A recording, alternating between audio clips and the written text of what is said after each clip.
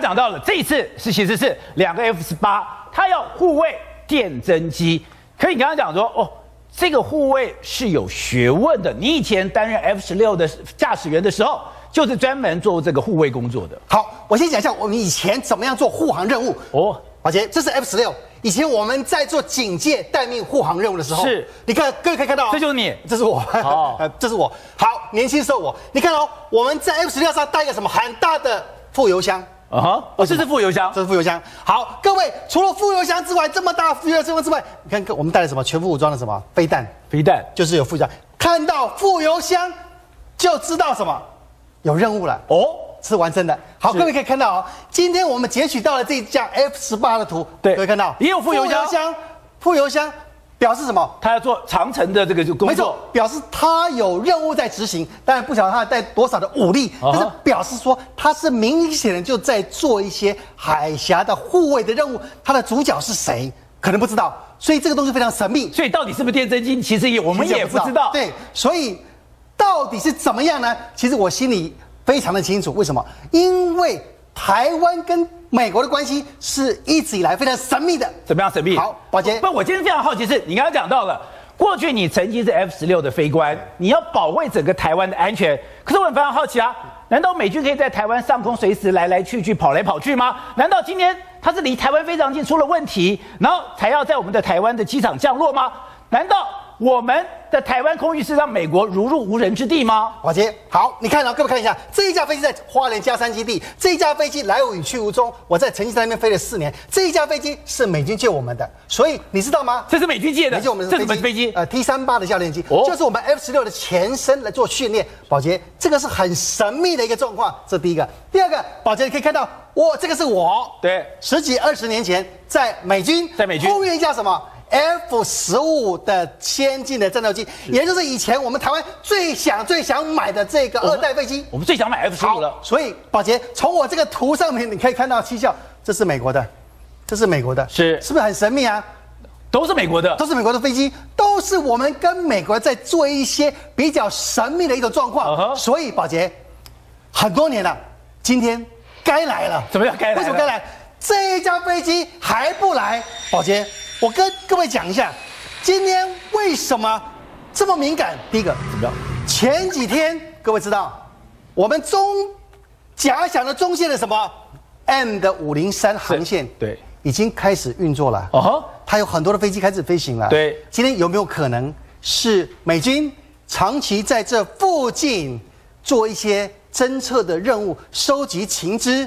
我不知道，所以你503开始运作了 ，M503开始运作了以后，美国就像刚刚乐怡讲的，那你的军机有没有改方向？你中间怎么样的一个搭配？民航机跟军机之间怎么样的一个运作？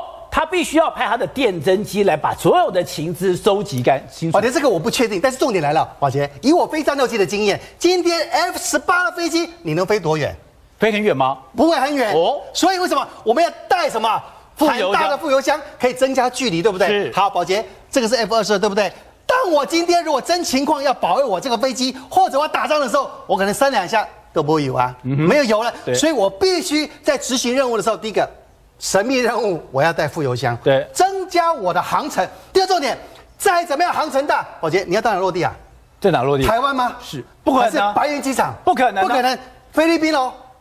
会在哪里？极有可能，或者是不是 F-18是舰载机嘛？你的航空母舰在哪里？是不是离台湾有一点近啊？你到底在哪里？是不是在这个附近的区块，让这个基地的整个的运作，从这边有电侦机，从这边有监测的飞机，从这边有武装的飞机，到底在台湾干什么？我们刚刚上了航空母舰乔治华盛顿上的网站，30号之后就没有任何讯息了，而且后来贴的是。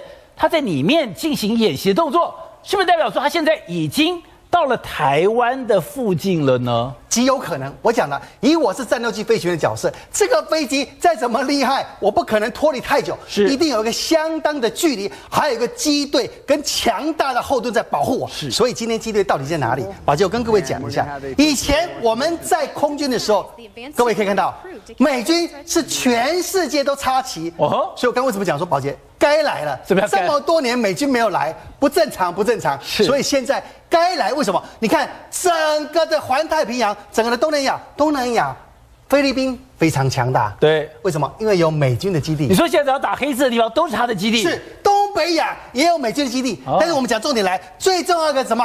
台湾才是面对中共最力道最大的。